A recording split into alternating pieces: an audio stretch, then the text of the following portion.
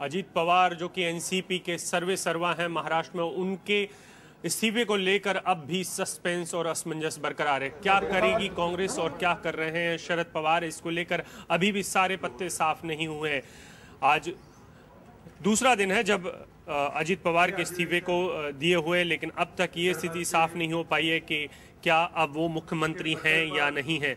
NCP के नेता शरद पवार कह रहे हैं कि इस्तीफा मंजूर करो, लेकिन पृथ्वीराज चव्हाण जो कि महाराष्ट्र के मुख्यमंत्री हैं वो इस फाइल को अभी दबा कर बैठे हुए हैं, टाल रहे हैं।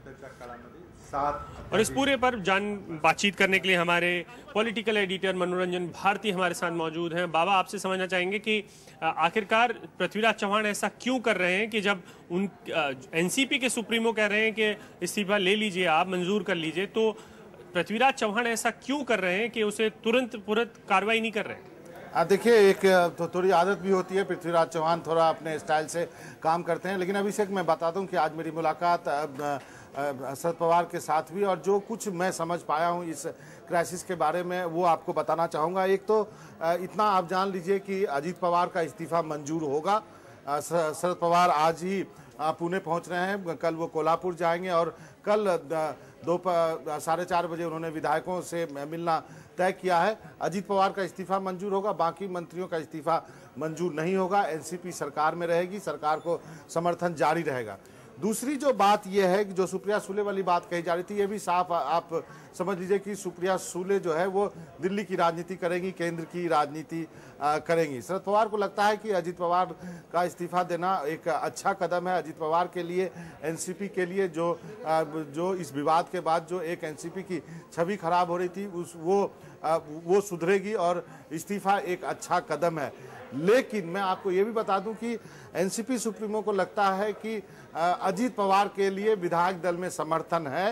हालांकि शरद पवार मानते हैं कि ये जो बाकी इस्तीफे हुए वो भावनात्मक थे, लेकिन वो ये भी मानते हैं कि अजीत पवार बहुत मेहनत करते हैं और विधायकों में उनका समर्थन है। और जब मैं ये जानने की कोशिश की कि क्या ये एक तरह से शरद पवार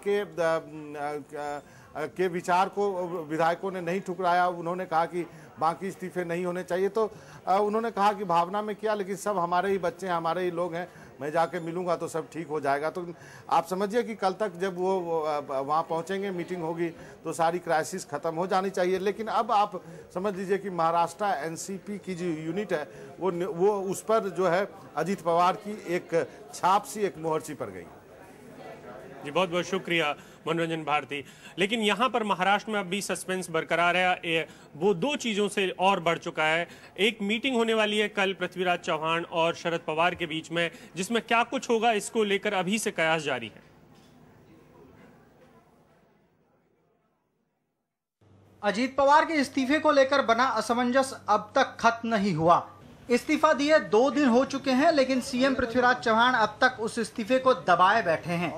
अजीत पवार के इस्तीफे ने महाराष्ट्र के मुख्यमंत्री को एक ऐसा मौका दिया है जिसमें एक तरफ वो इस्तीफे को दबाकर रख एनसीपी को और ज़्यादा परेशान कर सकते हैं, तो दूसरी तरफ अपनी ही पार्टी में अपने ही विरोधियों को ये जता सकते हैं कि अगर एनसीपी को कोई रोक सकता है तो वे खुद हैं।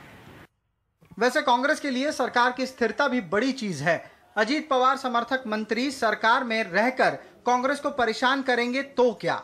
इस बात का जवाब ढूंढने मुख्यमंत्री पृथ्वीराज चव्हाण और कांग्रेस सुप्रीमो शरद पवार के बीच मंत्रणा होगी। आखिर एनसीपी समर्थक निर्दलियों ने अजीत पवार के ना रहते सरकार से दूर होने का ऐलान जो किया है।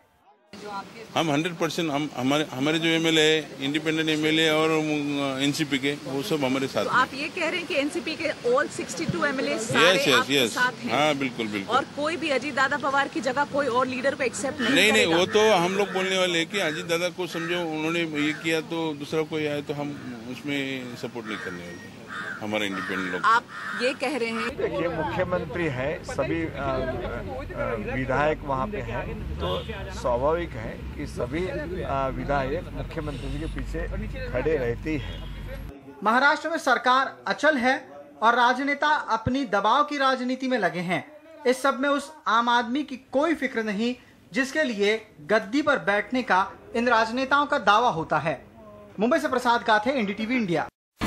India's #1 news app just got even better. Download NDTV's new app. Fully optimized for retina display. Full screen view. Faster response time. And Sudoku. NDTV's new iPad app. Download now.